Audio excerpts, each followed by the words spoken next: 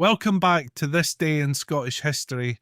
I'm your host, Colin MacDonald. Today, we're heading back to the evening of November 7th, 1951, when Ochilview Park in Stenhousemuir hosted the first floodlit professional football match in Scotland. The match between Stenhousemuir and Hibernian was not just an electrifying sporting event, it marked a revolutionary moment in Scottish football as it opened the door to night games and a new way for fans to experience the sport. To appreciate the magnitude of this event, we need to look at the history of floodlighting in Scottish football. Before Ochilview's landmark moment in 1951, attempts to use floodlights had already been made. In the early 1930s, Inverness Caledonian experimented with lighting to aid training sessions. These early lights had an unusual second life. When they were dismantled in 1934, they were transported to Loch Ness to help in a search for the fabled monster itself. Afterwards, the lights returned to Inverness where they served for charity matches until a fire damaged them in 1950. The story of floodlighting at Ochilview began in 1945, right after World War II. A passionate fan and local butcher, Tom Douglas, generously funded the installation of training lights and a sound system. This new sound system debuted on December 22nd, 1945, during a match against St Johnstone, marking the first time that teams were announced with pre-game music, an innovation that quickly caught the public's attention. As news of this spread, Stenhousemuir became known not only for their forward-thinking lighting system, but for their role in modernising the matchday experience in Scotland. Following these initial advancements, floodlighting at Ochilview became something of a local marvel. During VE Day celebrations in 1946, the lights provided a gathering point for the Stenhousemuir community, drawing over 1,500 people for a night of dancing and celebration. However, the floodlights did stir some controversy. When discussed at the Falkirk Citizens Association meeting that October, complaints from local residents were noted.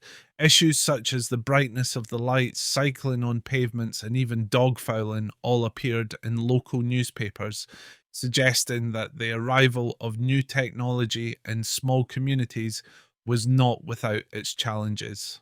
A significant milestone came in 1949 when Stenhousemuir hosted a charity match under the newly enhanced floodlights.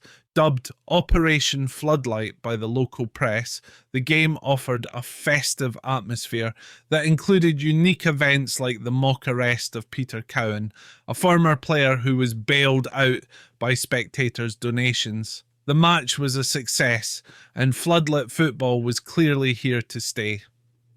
The stage was finally set for Scotland's first floodlit professional football match on November 7th, 1951, when Stenhousemuir faced Hibernian. Although Stenhousemuir initially hoped the game could be part of the Penman Cup, the Scottish Football Association had yet to approve competitive matches under artificial lights. Therefore, this historic game proceeded as a friendly, a choice that did not dampen the enthusiasm of the fans who were eager to see their teams play in the bright night. Preparations for the match were meticulous.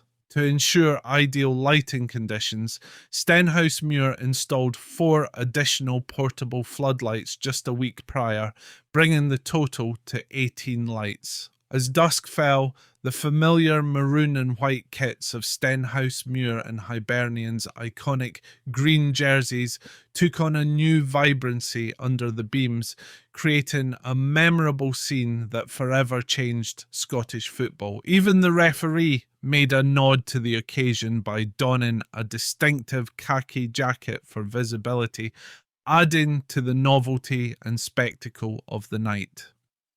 The success of the floodlit match set a precedent. Soon, other clubs began considering the use of floodlights to accommodate evening games, allowing more fans to attend during the week without conflicting with work. or other daytime commitments. In the years that followed, floodlights became a fixture in Scottish football, enabling night matches that allowed fans across the country to experience the game in a whole new way. Today, Ochilview Park stands as a symbol of innovation in Scottish sports history. Its floodlit match with Hibernian remains a proud moment for the club and a milestone for the sport, remembered not only for its technical achievement but also for the sense of community and progress it symbolised. Thank you for joining us on this journey through history. Tune in tomorrow for another enlightening episode of This Day in Scottish History. I'm Colin MacDonald. Haste ye back.